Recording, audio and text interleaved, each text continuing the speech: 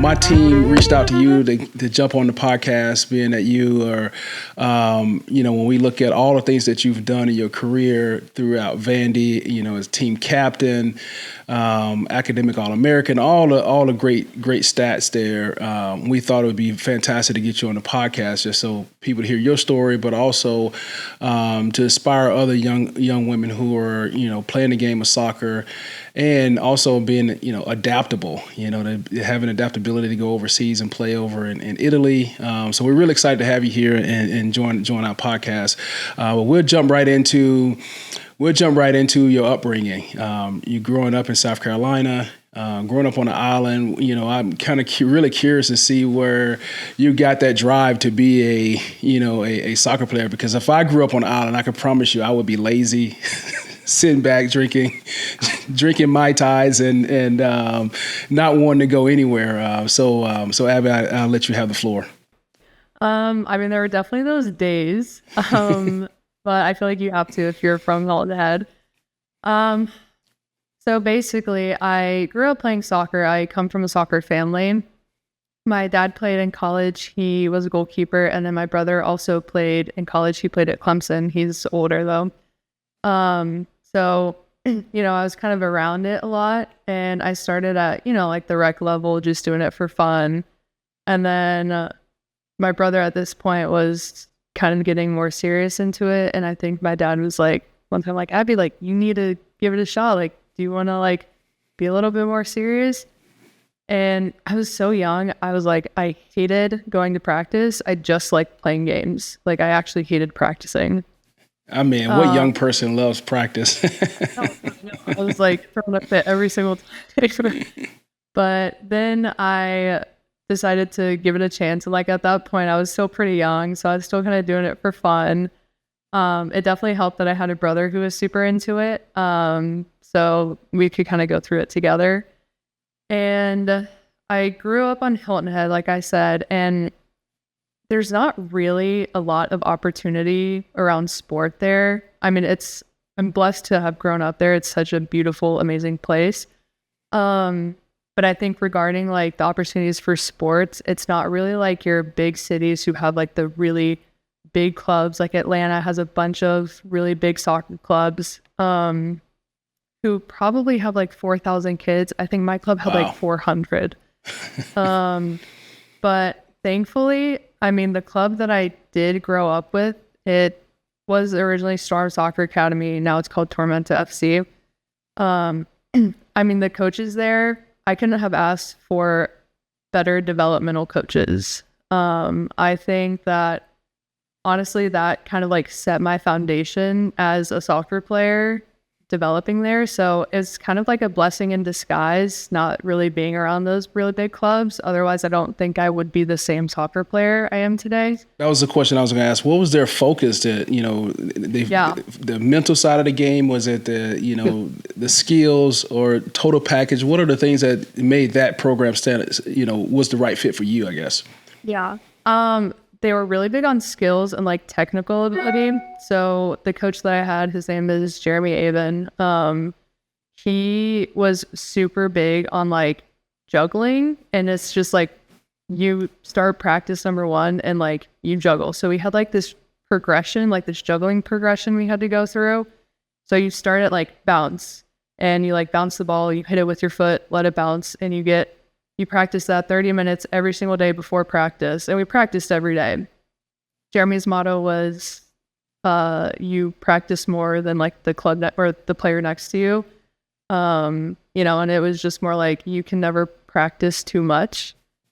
So we did 30 minutes of juggling before practice every single day. Then Fridays, you would test on your juggles. And it was like, you ended up on bounce. And then by that time I finished with that club, I think they expanded it to like a run juggle. So you had to cover like 60 yards, like running, juggling the ball in like 12 seconds. So It was just like, and like you do so many different surfaces, like shoulder, like head, just like things that you don't really see kids practicing anymore. Yeah. And honestly, surfaces that like I don't think I ever really used that much in a game. Like, I don't really know the amount of times I hit the ball off of my shoulder, but, it's just like I can do 30 of them now, and it's crazy. And I can still do them, even though, like, I practiced that in middle school. Now, did you guys do were you part of the whole travel club circus? Circus, emphasize circus. So much travel. I thought it was fun at the time, but bless my parents. They really sacrificed a lot for that. It was, pretty much like gone every single weekend. And it was the same with like because Tormenta was a very small club. But you're still traveling, Columbia, like Atlanta, different places, not like too far, not really taking flights, but it's still hotel rooms, food, getting all the kids on the road. I have 2 siblings, so it's just like balancing those things.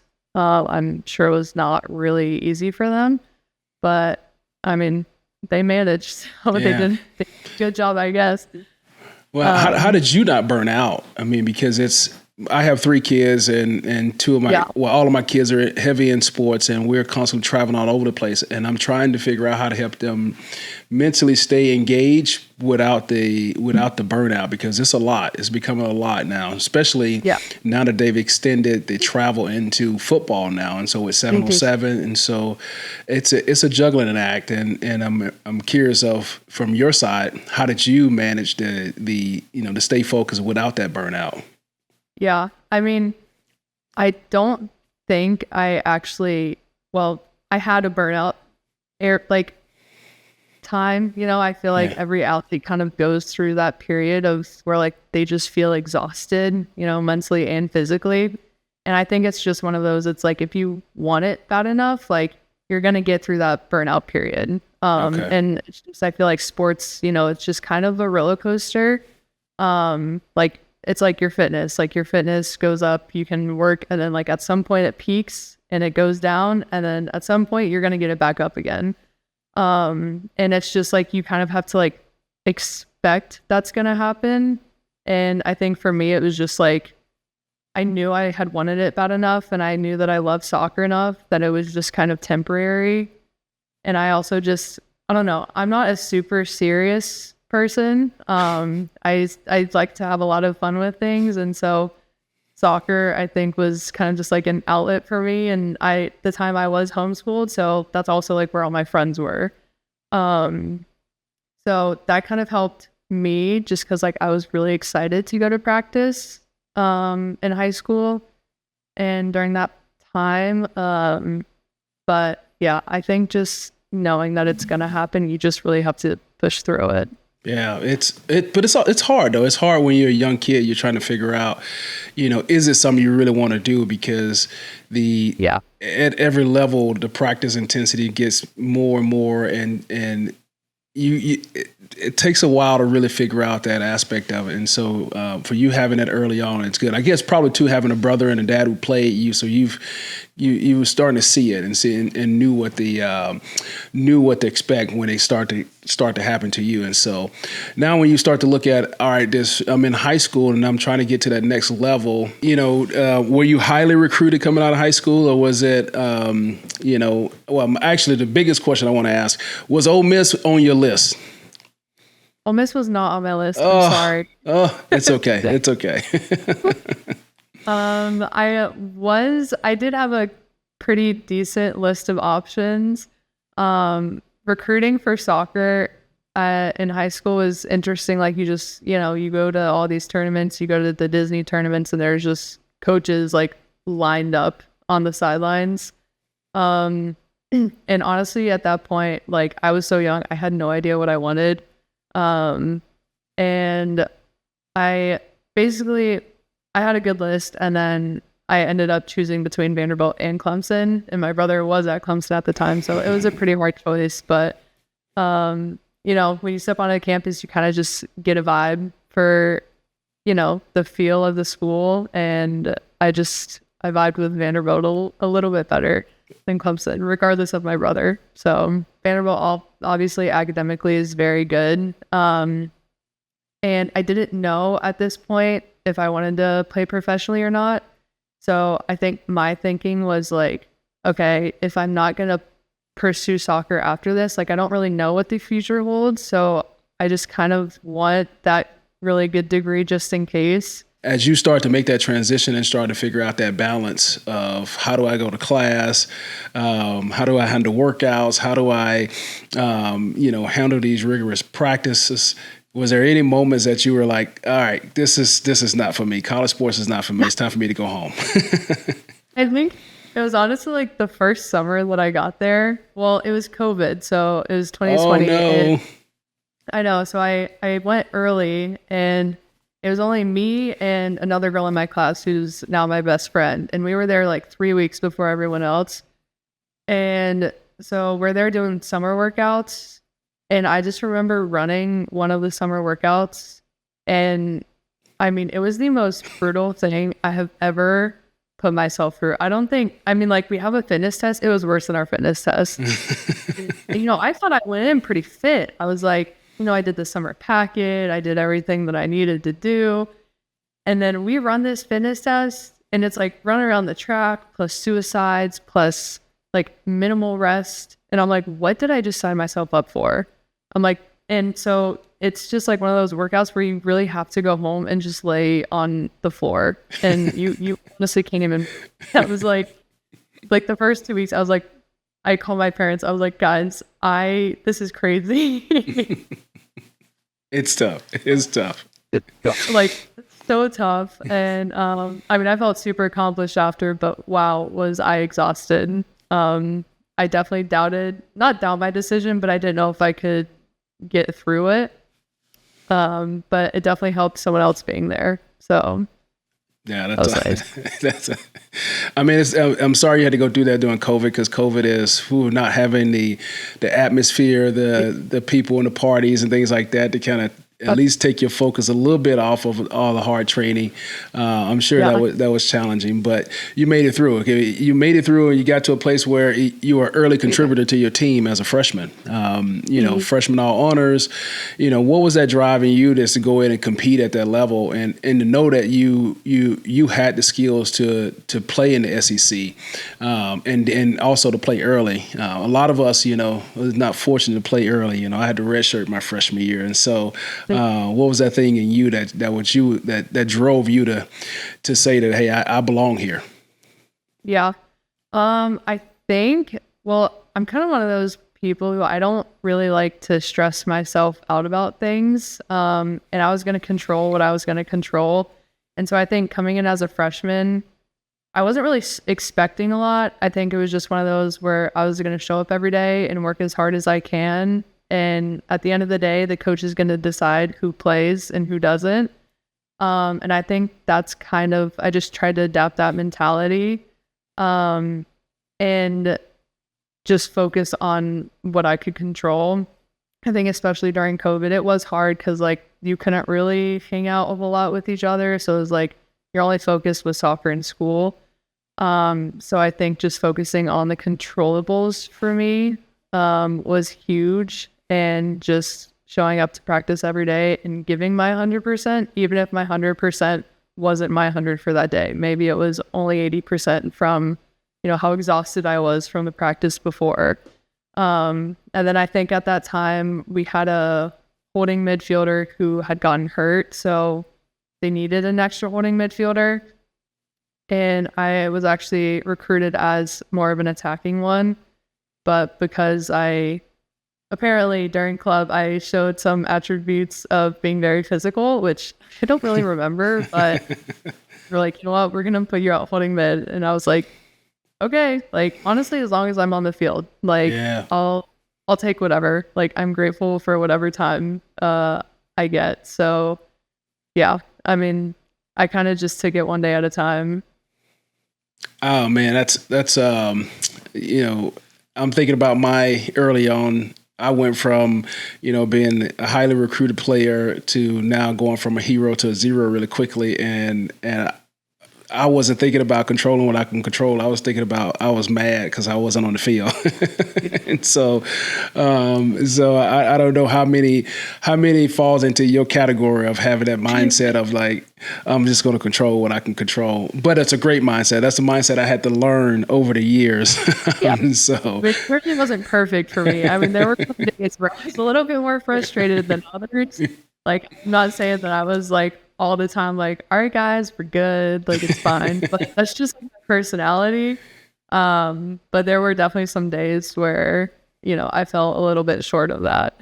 Yeah, well, I mean, if you could stack more than the others, then you're in good times, good company. So, well, I'm sitting here thinking about the leadership aspect and what type of leader you had to be to contribute to your team early on, and then how did the other girls, how did they, kind of build around you as you were starting to become a standout leader, not just a standout athlete?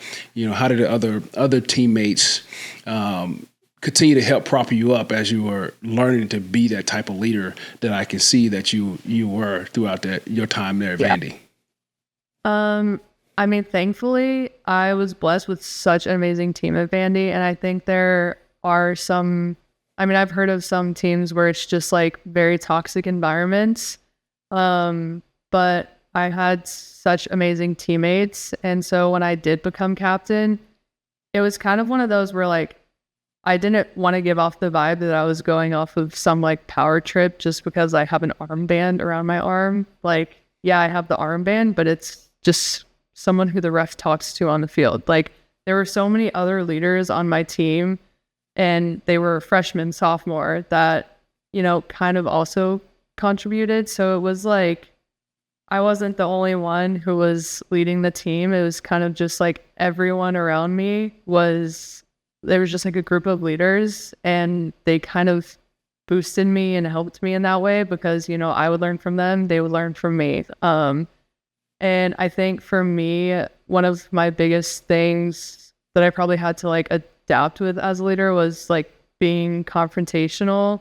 I think, you're playing with your best friends. I got super close to so many of those girls, and, like, you don't want to have that awkward conversation with someone who like you love, but it's like, you kind of have to in that position.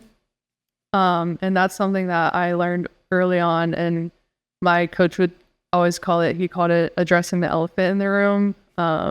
And so he would always be like, Abby, like, gotta address the elephant in the room, or like, I know, Darren, like, I'm working up that confidence. And that was before I was captain. And then I think he realized that like at one point, like, I was a lot better at doing that. But I think that's one of those things that I kind of had to get over a little bit, is just having those hard conversations with people that like, okay, I didn't want to hurt their feelings. Same time, like, I care about them and we're super close, so I should be able to have those conversations with them. So it definitely helped because my teammates were very receptive and very respectful, and it was just kind of like a give respect, get respect type environment. So I never really had any issues with leadership, and I really put that a lot on my teammates because they were just really helpful in that aspect. Yeah, well, I could tell just just a short period of time, personality wise, that you have that infectious personality where people want to follow you, and then you put the skills on top of it. Then it makes it easier for people to really, that you've earned their respect, and now as being a leader, you've shown them respect, and not just, again, having that attitude of it's my show, my way or the highway. And so you could tell that you have that type of personality of just carefree, and people are drawn to that. And so, it's always challenging as I've been a leader of groups and things like that. It's always challenging to figure out those different dynamics. And so it also seems you have that innate piece in you to just understand people. And we call it EQ. It seems like you have some really good EQ there. So, now, I know you're not a football player, but we like to do this thing called 2 Minute, and we like to do a 2 minute segment going into halftime. It's, a little break up the the deep talk and ask you some rapid fire questions. And so, what is your funniest memory playing here at Vandy? Playing at Vandy, I think, that's hard. Okay, I have a couple. It's between freshman year, SEC tournament, and just like that whole trip. It was just kind of one of those where we were like having an okay season, and then all of a sudden, I don't know what got into us. We just like popped off at the tournament, and like we kept winning games, and we were like, all right, like why don't we just go win the next one?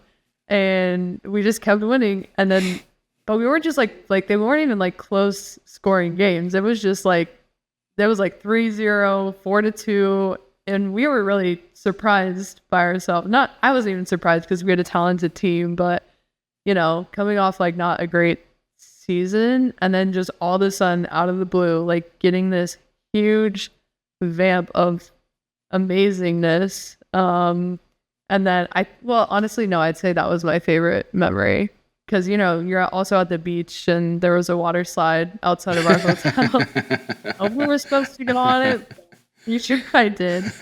And then just, like when that final whistle blew for the final, it was just so rewarding and seeing everyone so happy.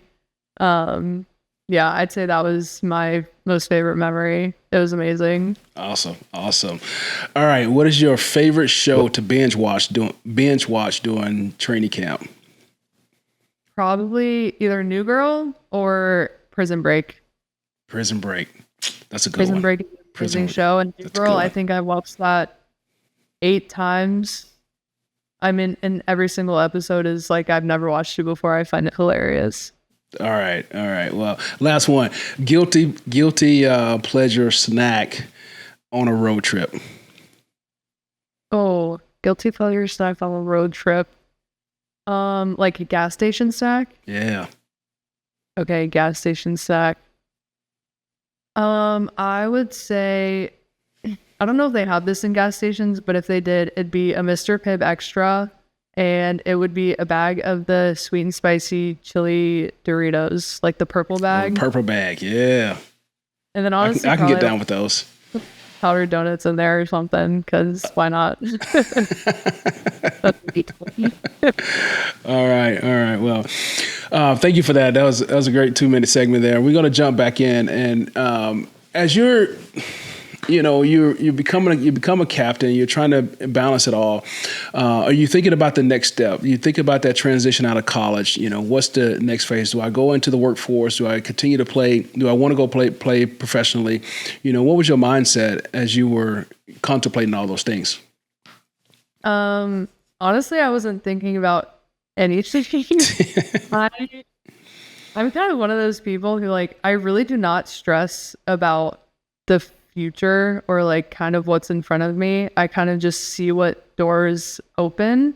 And it's just more I'm going to focus on today. And I think when I was getting recruited by Juventus, it was I'm going to finish out my season with Vanderbilt and I'm going to focus on what I have to finish here. And then maybe I'll start to think about that. If you guys offer me something, that's amazing. But if not, I want to go somewhere where a club wants me. But I wasn't really stressed or focused on that. Not that I wasn't thinking about it, but it was just kind of one of those things that happened really quickly. So I really put no thought towards it, if I'm being honest. I love the carefree. I wish I had a lot of that. I love the carefree. So you're not thinking about it. You're just gonna let it happen as it happened. Was there other teams that was scouting you that wanted you to come play during that time that you was getting recruited? Yeah. Well, I think there were a couple teams in the U.S. that had reached out to my college coaches, and I mean, I didn't talk to any of them because at the time I didn't have an agent. So I was just hearing it from my coaches being like, oh yeah, this club said they might be interested, you're ending your career here. Like maybe it's like one of those things you think about. And then at this time, I had heard from Juventus. And the way I heard from Juventus was honestly a little bit of luck. One of the American scouts for Juventus saw me play a really long time ago against the college that he used to go to. And then he became the Juventus scout, and they were like, you know what, we need this personality at this position. And he was like, I know just the player. And he happened to be roommates in college with our old trainer at Vanderbilt. So our old trainer DMs me on Instagram, and he's like, hey, there's this Italian club. They're really interested. And I'm like, you know, he was super vague. And so I honestly didn't really give it much thought. That's why I like wasn't really thinking about it. I didn't give him much thought. It was like super vague. I was like, I'm gonna finish like whatever I'm doing here. And then I honestly kind of ghosted him a little bit. Like I stopped responding to his DMs, and he like kept DMing me and about it. And so at the SEC tournament, Juventus like picked out my dad, and they're like, hey, like we're Juventus scouts. This guy reached out to Abby. So then after the game, my dad comes up to me. He's like, dude, the club that he was DMing you about, like it's Juventus. And so when I heard that, I was like, okay, like it just like grew perfectly into place where I like didn't even really give any other clubs attention. Okay. And again, like I didn't have an agent, so I didn't even talk to anyone else really. So short answer, yes, but I didn't really pursue anything else. Yeah. Well, I mean, why that club? I mean, was there a tie to that club, or is it just because this guy had saw you play that made you say, this is it. This is the only place I want to go? No, I mean, I think I was debating whether or not I wanted to play overseas or in the US. And I think it was one of those things where I honestly wasn't really sure. And I think like still in like November, I still wasn't sure what I wanted to do. And I think again, it was one of those things where I was going to see what opportunities opened. And, you know, if it was some crappy club in Europe, obviously like I think I would look elsewhere and maybe try to play in the US, but I felt like everything was pointing towards like you have to go to Juventus, you know, like everything kind of fell too perfectly into place, and it kind of would have been stupid for me to not come to Juventus. And I mean, it was scary, but I'm so happy I did it. Yeah. So, I mean, you being scared, moving away from your family, your friends, how has that transition been for you? And, you know, what year are you in now? This is year one. I started in January. Yeah. Okay. So how has that transition been? And are you still excited about your opportunity there? Yes, I'm still very excited about it. It's been good. I mean, like, it honestly didn't feel real, like, up until, I think, 2 weeks after I got here. Like, I packed the night before I left for Italy, and it's just, like, my nerves, like, I think I was, like, excited, and I don't think I was nervous, because, I mean, I don't really get nervous about a whole lot of things, because I was like, you know what? Like, we're just going to do it. We're just going to rip the Band-Aid off and we're going to go. Why not? You know, and like worst case, if I don't like it, I'm like, I can come back. Like this isn't the end of the world. And there's also worse places to be. I'm living in Italy. This is such a blessing. So I think it was just hard mostly because I was leaving my family. But other than that, like culturally and everything, it hasn't, I mean, yes, it's very extremely different, and I really can't speak any Italian whatsoever. But other than that, like everything else has been pretty easy, but the people around me have helped a lot with that. You know, all the managers and stuff here have been super helpful.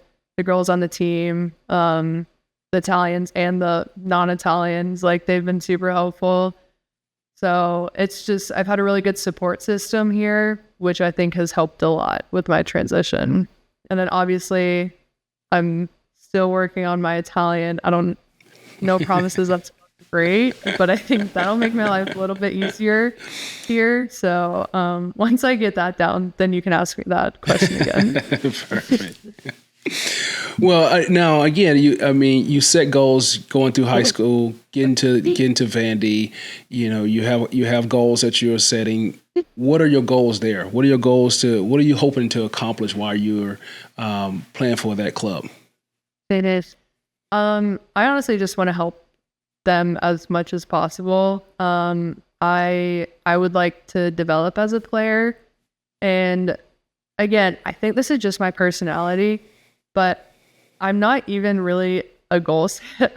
I'm probably the most weird athlete you've ever talked with, but I'm not really a goal setter. It's just one of those things where like, I'm going to focus on today. I'm going to focus on being better today, because if I do that, like I'm better than I was yesterday. And that's a goal. That's a goal. Yeah, that's the goal. And it's like, if I keep doing that, I'm gonna reach the goal. And it's not that I don't have goals or aspirations, but like if I keep focusing on being better today, then eventually like my path is gonna lead to somewhere that I know I'll be happy. So again, like not that I don't have goals or aspirations, but I think it's just one of those things where like I don't really stress about what's in my future, and I kind of just really focus on getting better today. And of course I want to win. Like it's things like that. Like, I want to score goals. I want to defend really well, like things like that. But my really big goals and aspirations, it's one day at a time.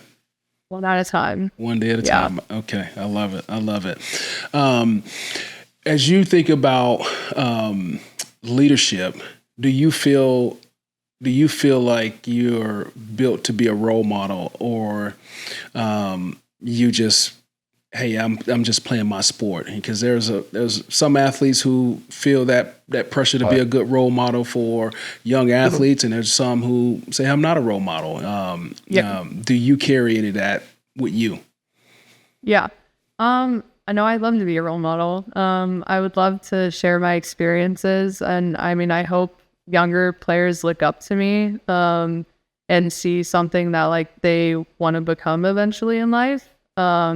And obviously I feel like in the professional world now, like you have a lot of eyes on you. And I think that's like one thing that I always need to keep in the back of my mind. And not that I'm a crazy person or anything, and I've never been like a crazy person in college, so that's never really been a problem for me. But I think it's just one of those things where like you have to know that like now like people really are watching you, and like people are fans of you, and like, like this young person might want your name on the back of their jersey. So it's things like that where like putting that into perspective, I'm like, you want my name on the back of your jersey? Like it's kind of like weird to me, because I'm like, that's crazy. That's so weird. Why would my name be on the back of your jersey? It's also so cool. It's so cool. And I think it's just one of those things where it's like they just like aspire to be like in your position. So I think it'd be really cool to like become, that person for a younger player. So yes, I would love to be a role model. And when a young player turns on the TV and they see you playing, and they open up your page or they follow you through your social channels and things like that, what is it that you want them to see? That's a good question.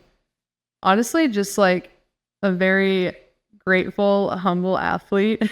I feel like a lot of times athletes can get very caught up in like the fame and, like, oh, I'm a professional soccer player. Like, here's all my soccer pictures. But like, I also have like a life outside of soccer. And I want to be able to also represent myself well in that. And I want to be able to represent myself well in soccer. So I think just, like someone who is grateful, humble, loves Jesus and just plays their sport. And I think that's probably the four biggest things for me that I would want. Like to convey to someone. Yeah, that's awesome. And as we start to kind of wind up here, I like to, I started to really enjoy this question because it really makes you think, if you had to go back and talk to your 15-year-old self, what would you say to 15-year-old Abby? I would probably say, I'm trying to think of something that's like not super cliche. What would I say to 15-year-old Abby? Probably, I don't know. I think I'd say like something along the lines like it's gonna be scary and it's gonna be really freaking hard, but like you're gonna be fine. Like it's all gonna work out. Yeah. And like you just have, again, like take it one day at a time, work as hard as you can today, and you're gonna be better than you were yesterday. And I think that's probably what I'd say to myself. I love it. Now, my last question for you, as you look at, the your time here at Vandy, your time now overseas, and even back in high school, what is those one or two intangibles that has made Abby who she is today?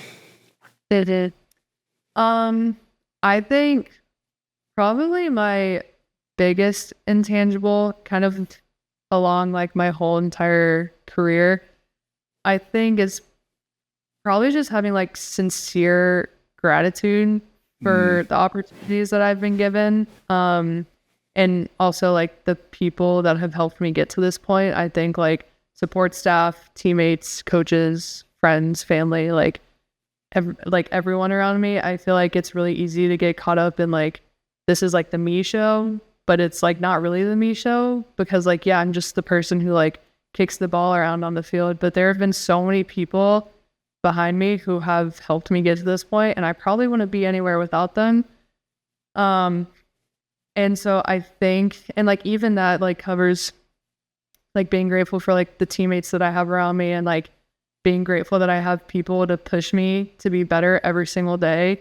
I think it's really easy to get caught up in soccer because you're playing with your best friends, but you're also playing for a roster spot. You're playing for minutes. And I think it's really easy to get tied up mentally when you're not meeting those expectations or maybe like your own standards. And then your attitude gets in your way. So I think it's just like having the attitude of like being grateful that you do have those teammates to push you to work harder, and not really seeing them as a threat, seeing them as like someone who like wants the best for you. And also like being happy for their success because it's so easy to let that kind of consume you. And I just say like being super grateful for all of those things, like try to take the negative things and like turn it around into what you're grateful for. Yeah, that's awesome. Thank you for sharing that. My last ask of you is, as you're traveling around Italy, is for you to take notes and keep track of all of your favorite gelato places, because I need a list. So when I come, yeah, already got a running list. You already I need flavors. I need the locations, because this whole time doing this interview, all I can think about is, man, I wish we could have this conversation over gelato. Yeah. I'll give you my restaurants, coffee places, gelato, haircut places. Yeah. How you? Yes, I love it. Well, Abby, this has been awesome. Thank you for taking time out of your busy schedule to jump on with us here at the Tangent Podcast. We are cheering for you, rooting for you, and we look forward to having a follow-up conversation to see how things are going as you're, on this great journey there. And we want you to score. I'm gonna tell you what I tell my kids when they go out and play soccer. They go out and we say, hey, score goals, kick butts and score goals. So you kick butt and score goals, and we're here in the U.S. cheering for you. I'll try to. Thank you so much for having me on here. Absolutely.